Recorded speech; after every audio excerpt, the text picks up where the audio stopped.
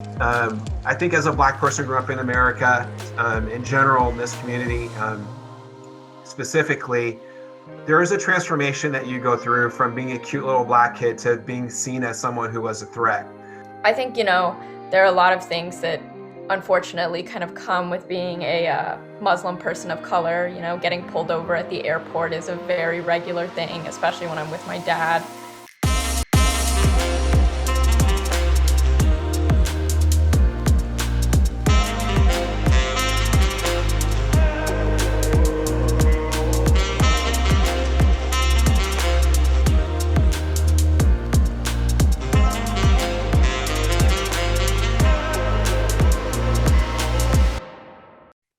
Hello, and thank you for joining us to the episode 8 of Make Today Well Live, the podcast. I'm Alia Norman Franks, Beverly Hills High School Wellness Counselor, and I'm the founder of the NormanAid Center.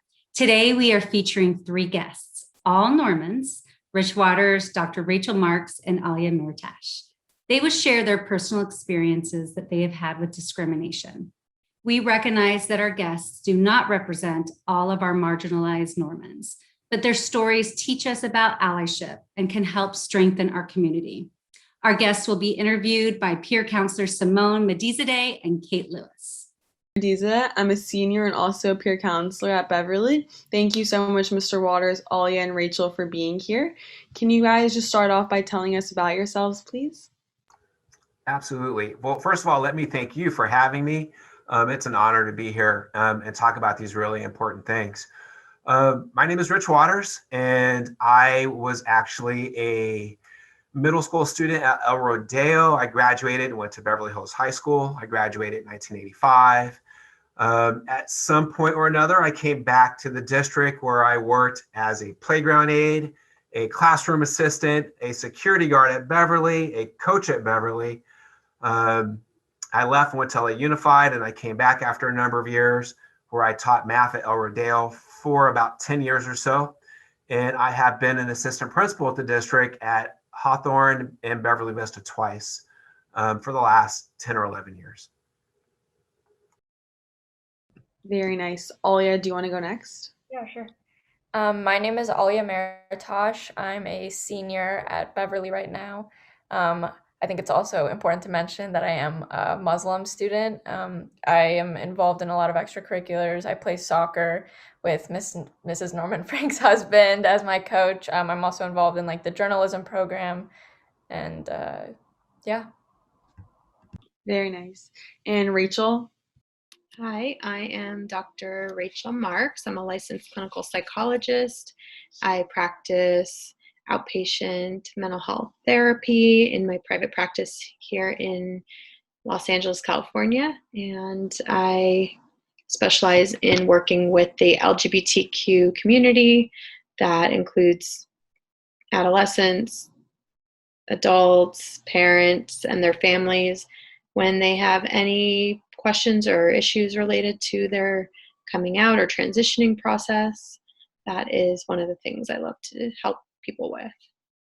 So will you guys please share your experiences being a part of the Beverly community and belonging to a marginalized group? Rachel, you can go first. So I am a former Beverly Hills High School alum.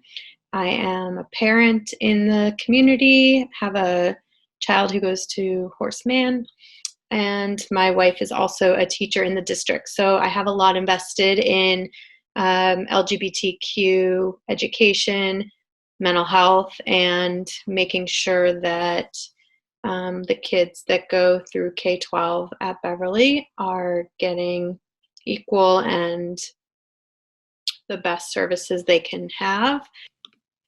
Okay, Alia, you can go next. Yeah, so I think I'd say that my experience has been pretty mixed. There isn't just one way to define it. I think it's kind of on a situational basis. I have definitely had to experience a lot of microaggressions and just some blatant prejudice during my 4 years at Beverly. But I think it's also important to acknowledge that there have been a lot of people who have been very accepting, or just, they don't care. And I mean that in a positive way, as in, the fact that I'm Muslim is not used to judge me as who I am. They care more about who I present myself to be versus, oh, I'm going to make these preconceived judgments about you simply because of your religion, you know? So I don't think that I can just define it as one universal experience. There have been some negative ones, there have been some positive ones. But I think there's been like a pretty good balance over the last 4 years. Thank you so much for sharing. And Mr. Waters, you can go next. Well, that was a really smart way of saying that. In no way, shape, or form can I say that my experience has been like other Black people who've been through the district or work for the district or live in Beverly Hills, because I too have had like mixed bag. There have been so many wonderful people who have been supportive of me throughout the years, both as a student and as an educator. I would be remiss if I didn't like show love for the love that's been given to me. Every so often, though, I've seen the other side of people, and it has not been fun. You never know when people are going to treat you badly and why they're treating you badly. And unfortunately, there have been several occasions where I have been treated differently because I was different. And it's hurtful. It can really hurt, and it never really goes away. You never really forget someone treating you differently for just being who you are. So it's been a mixed bag, but overwhelmingly in this environment has been very positive. Right. Thank you so much for sharing. So next question. Can I actually ask both of you, would you feel comfortable sharing like an experience that you've had of discrimination? Oh, sure. Which one? Sure.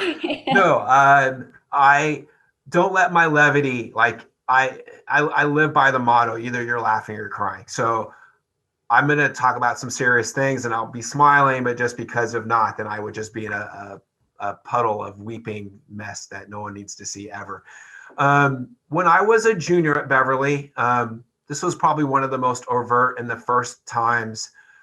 I think as a Black person grew up in America, in general, in this community, specifically, there is a transformation that you go through from being a cute little Black kid to being seen as someone who was a threat. So I played basketball at Beverly all 4 years. And one day after practice, I lived at that time across the street from Roxbury Park. And a teammate and I were walking home from practice, and I decided to sit with him at the bus stop. I'm not sure if it's still there, but just east of school on Olympic Boulevard, but at the park. And so I was sitting waiting for him with his bus, and because I lived so close. And about 5 minutes later, we had 3 Beverly Hills police cars. 2 drove through the park. 1 came on Olympic, and the officers exited their vehicles and pointed their guns at us. And told us that we had robbed someone because 2 suspects who looked like us had done this. They made us stand on the curb. This was in the middle of traffic. It was like at the 5 o'clock, 6 o'clock hour. And as it started to get dark, they shone the light from the police car in our faces. And so all of these people who knew us, who were driving, from school, saw us humiliated, standing out on the curb like that. I hope that no one ever has to experience the business end of a gun. It was terrifying.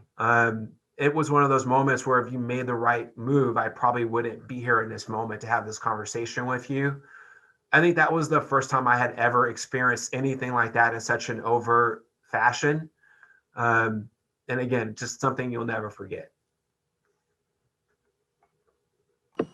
I'm so sorry you had that experience, and I'm so appreciative of you sharing that with us. Thank you, Rich. Alia, I know you had shared some experiences with me. Would you feel comfortable? Yeah, of course. I also have to say, Mr. Waters, I'm really, really sorry you've had to go through that, because hearing that made me really upset, and I wasn't even like there. What I have been through, I can't say is as terrifying as what Mr. Waters just described. I think, there are a lot of things that unfortunately kind of come with being a Muslim person of color. You know, getting pulled over at the airport is a very regular thing, especially when I'm with my dad. In the Beverly Hills community, I guess, I've also had a lot of experiences, you know, one of the most notable, and I think it's important to preface this by saying that I actually grew up in Singapore, and it was a very, very diverse community. I interacted with people from all over the world on a daily basis, and obviously because of that, everyone was super accepting. That was like a base part of our education at the international school I attended, was that, you know, we're all different, but we're all also human. And so we always learned to treat each other the same.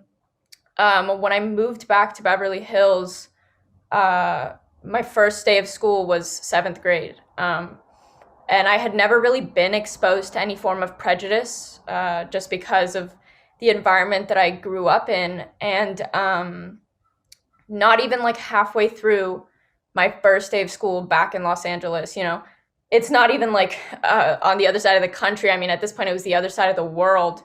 I was so nervous already. And I was asked about when I would have my bat mitzvah by one of the girls who had just been showing me around. And I mentioned that I wasn't Jewish. And she asked me, oh, you know, what are you? And immediately I kind of got uncomfortable because I could tell that this was going somewhere. And I just mentioned that I was Muslim. But what really, you know, shocked me was her immediate response was to ask me if I hated all Jews. I mean, like point blank. And I was only 12. So, you know, coming from a place of not having to deal with any prejudice, my first reaction was that I kind of just froze, because I had no idea that anyone would actually like think that. Obviously, immediately I was also like, no, like absolutely not, you know. But I think for the rest of the day, like even the rest of the week, I was like terrified. And I think from then, like it kind of started this thing in me as the new kid at the time. I like didn't want to tell anyone that I was Muslim, because I didn't want anyone to know, because I realized that, you know, that was something that people actually thought of Muslim. So I wanted to make friends. I wanted to kind of acclimate with the new community that I was a part of. And I felt like sharing that I was a Muslim would make that significantly more challenging for me. So, you know, I tried to hide it. That was one of my mistakes. You know, at this point now, like, I'm proud of who I am. I'm not going to try to hide that from people. But yeah, that was definitely one of like the first and most traumatic experiences I've had, although it wasn't, you know, a gun at my face. Just the feeling that I felt in that moment was, I can't really describe it. But can I tell you, listen, it doesn't need to be a gun at your face, because what it does, and I think this is really important for people to understand, which I think is going to segue to the next question. It makes you feel unsafe. And when you are part of a marginalized group, you never know where the next gun, where the next mean statement is going to come from. And that, I am sorry that you had to feel with that feeling unsafeness. Like it doesn't have to be life threatening. People need to understand that when you walk around as the other, it's terrifying. It's so scary, and it's, you never know where the next thing is going to happen to you. And so you walk around with your guard up all the time, and no one wants to. We all want to know and feel that we're safe. I think that's a basic human right that everyone should have. 100%. And everyone should have the right to feel like they can be themselves. And to hear that you felt that you had to hide a part of who you were just to fit in, it was really hard. Sorry to interrupt, but hearing both of you guys speak, I kind of like, I feel I'm like very upset, like it's sick to my stomach, because Alia, I've known you for like a really long time. So like, and I didn't know that about you. So like hearing that, it just makes me like very upset, because I feel bad. And like, I didn't know that happened at like El Rodeo. So I'm really thankful that you were able to like open up and talk about that here. And same with you, Mr. Waters. Thank you so much, both of you. I'm sharing experiences that I know happen in the LGBT community. So clients of mine or stories I've heard over the years from a macro perspective, a big picture perspective. Laws across the country discriminate LGBT people to this day around education and employment, and in schools too, unfortunately. If you're curious about learning more, you can go to the UCLA website. The law school there has amazing LGBTQ research that they do, the Williams Institute, and they have very current research about discrimination and the policies that are happening across different states. And then on a more micro level, so microaggressions happen probably every day to someone who's LGBTQ. That could be name calling, that could be exclusion, bullying, kids feeling like a teacher didn't use their correct pronoun or was insensitive, assuming that they were heterosexual. So I would say there's a lot of microaggression that happens in the LGBT community on a daily basis. So being really aware of that is important, and choosing your language correctly and sensitively is really helpful to making sure people don't feel discrimination. Will one of you please explain what it means to be an ally and what allyship is? I'll start by adding that allyship is an action of being an ally. So it's more of what you do to support your LGBTQ friends. So that might mean reading about LGBTQ history. It could mean attending a Pride event or a GSA event so that you can learn more about the experience of someone who's LGBTQ. So those are some allyship types of examples. It's really about action and participation, not just saying, I have a gay friend or I have a transgender friend, and thinking that that means that you know everything about that community. I would say that there's more work to be done there in terms of learning and reading and participation. You know, it's interesting. So in the news a couple days ago, there was a girls' high school basketball game, championship game. I believe it was in Oklahoma. And the announcer thought that his mic was off, and he said some really disparaging things about some of the Black athletes who had made a choice to kneel during the anthem, which is their Second Amendment right. And he later went on to apologize, and his apology was crap because he blamed it on him having diabetes or whatever like that. And there was another guy that was with him. And so in his apology, he took all the responsibility for his comments and tried to persuade people that the gentleman that was with him had nothing to do with it. So all the views expressed were his own, although they were due to diabetes. And for me, that gentleman that was with him actually had more blame than he did, even though he never uttered the words that were so hurtful to many that heard them, because he never stood up for those people who didn't even know it was happening. And so when we talk about allyship, for me, what that means is, again, as a marginalized group, you don't know who hates you or why they hate you.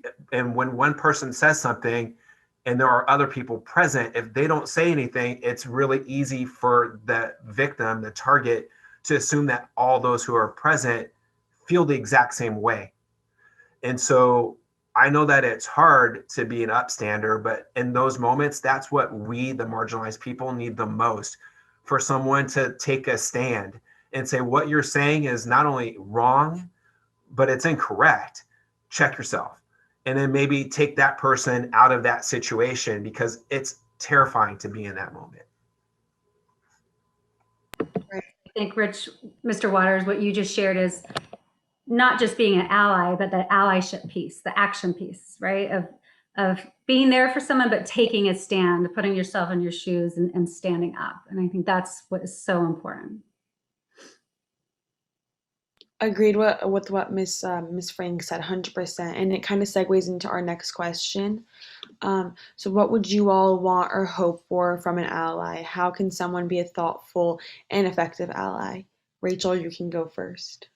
What's important is to start from a place of curiosity as an ally and making sure that you don't have assumptions that somebody who is bisexual is the same as someone who's transgender or lesbian or gay, that everybody has a unique experience of that, and also that there is some commonality between the community in terms of feeling marginalized or having differences in their experience that make them a bit unique, and that there is a shared experience there. So both don't hold the assumption that you know everything, but also ask questions and be curious and learn about different identities, and that would make somebody a really well-informed ally. Okay. Mr. Waters, you can go next. I feel like I'm taking all the airway. I think it goes back to my prior statement. I've been really lucky. Please, I don't want anyone, don't cry for me, Argentina. I've had a lot of really bad experiences, but I'm still here to talk about them. I currently, in my guise as assistant principal, I work with some people across the district who have been so supportive of me. Miss Caber over at Hawthorne, Mr. Allen here at BV, Mr. Mead, like all of these people make me feel safe. And I think just the willingness to listen and the willingness to go do their own homework to find out what it is to be different means a lot to everyone. And your willingness to stand up for people in those crucial moments where they might be the target of something that is not cool, is not fun. And I have a theory that a lot of people try to politicize the things that have been happening, but to me, this is a basic human right. And all of us know people who are parts of these marginalized groups, whether their sexual preference, their gender, their racial, religious, ethnicity, whatever it is, all of us are going to be marginalized at some point or another. We want to know that we're not alone. And I think that people who are willing to be there with you in that moment, whether it's defending you or their willingness to talk to you or hear your story about what has happened, is amazing. I think that's what we're all looking for.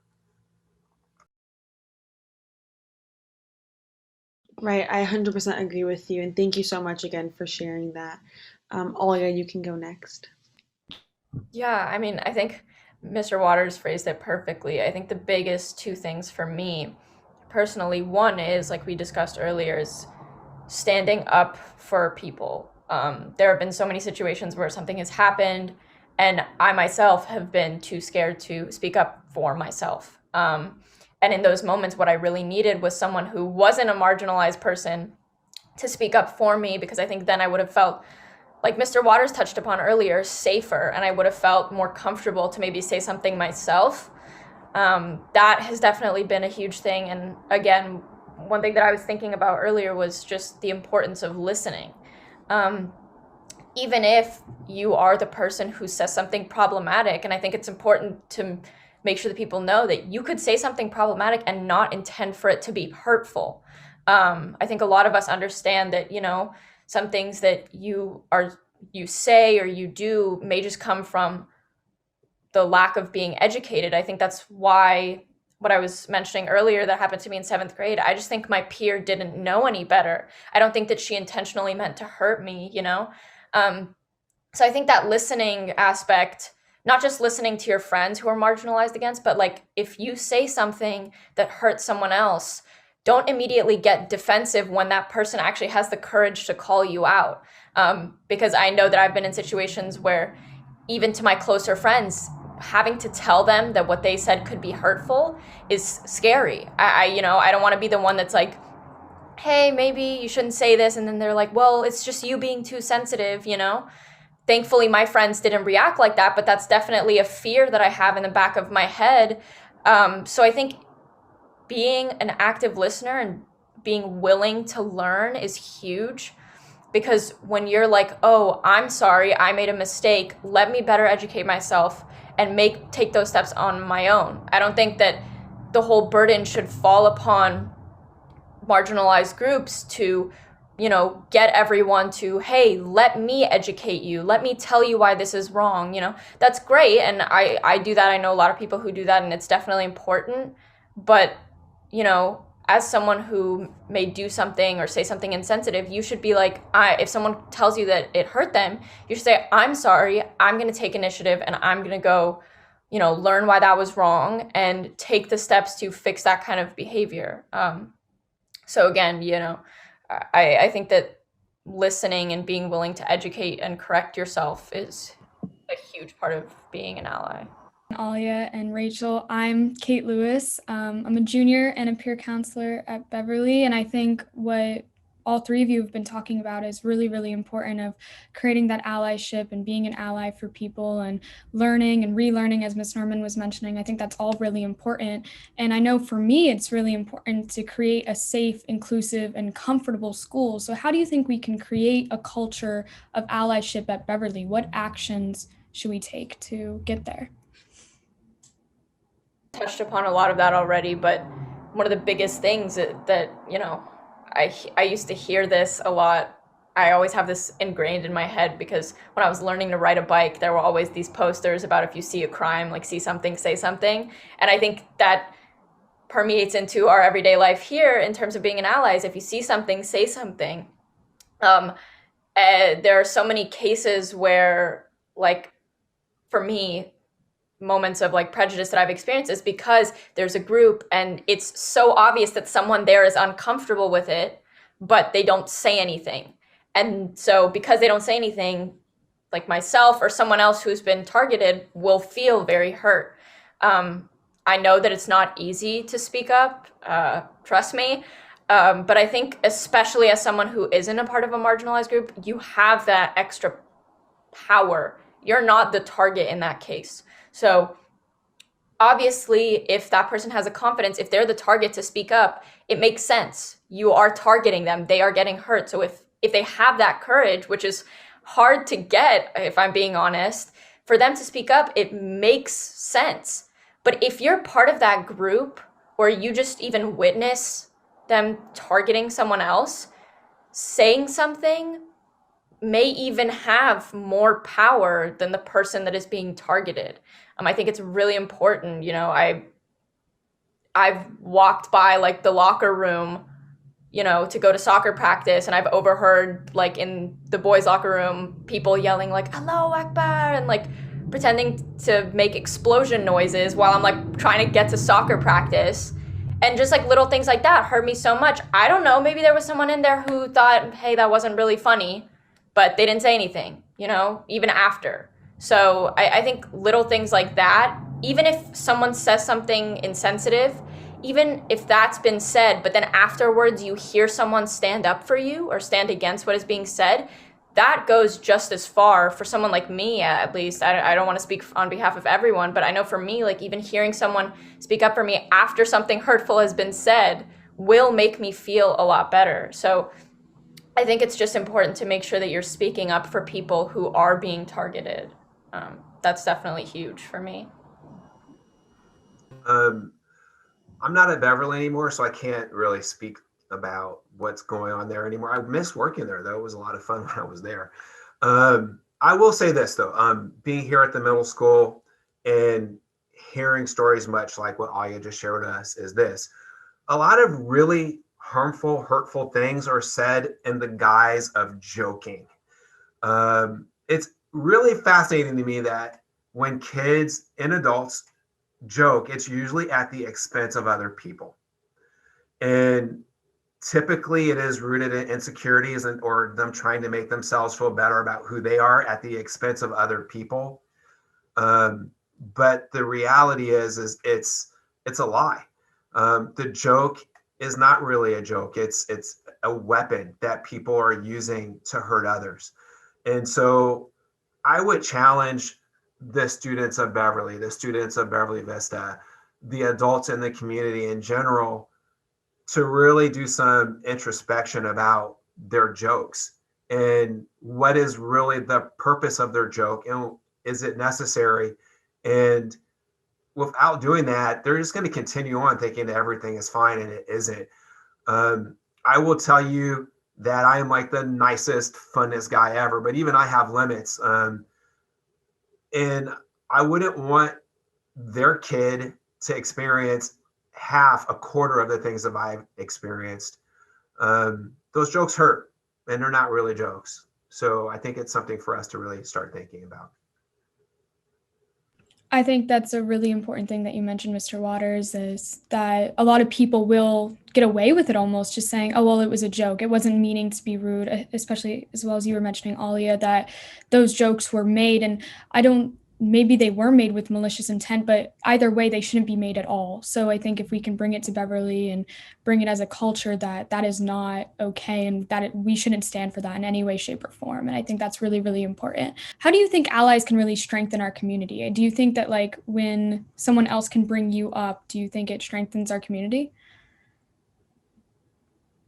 Yes. All right. I go back to my previous point, which is, when everyone feels safe, your community is safe. And I don't feel, and again, I can't speak for everyone. I had a transgender student a few years ago who I love dearly, who didn't feel safe. And I did everything I could to try to make that person feel safe. But until we all feel safe, none of us are safe. And so I think it's really important to understand, again, that these are human rights. Like, everyone has the right to be safe in their own body and to feel safe in their community. And we have an obligation, all of us, not just me, not just you, to perpetuate that feeling of safety by looking out for one another, even when it's the hard thing to do. Yeah, I'll try to keep it kind of concise, but I think the most important thing is that, being an ally makes people feel like they belong. And I can't overstate that enough, how important that actually is. It seems like such a simple thing, but it really is so crucial. And yeah, I mean, just taking that extra step to make sure that people feel comfortable. I mean, like, you have to keep fighting the good fight. This isn't gonna end in one day. I mean, like, I've been in this district for 6 years now. I still don't feel completely comfortable talking about the fact that I'm Muslim and I've faced prejudice. Obviously, I'm more comfortable with it now, but it's not something that just ends with the snap of a finger. One person stands up for you and it's over. It's the fact that we have to create like a culture of, you can be who you are here and feel okay about it completely. So I think, that culture of allyship makes people feel like they belong and makes people feel completely comfortable being themselves. And I think we need to keep going at that, because it's not over, I also think that's the part of the allyship of learning about each other. I think the more that we can learn and understand, the more we can feel close and really connect with people. And that's what builds the healthy relationships. Thank you to our 3 guests and our peer counselors for an incredible discussion. We want to also give a big thank you to Michael J. LeBeau for his ongoing monthly support, and also to Beverly Hills High School PTSA and Beverly Vista PTA for supporting us. And KBEV, thank you for helping us make it a wonderful podcast. Make today well lived.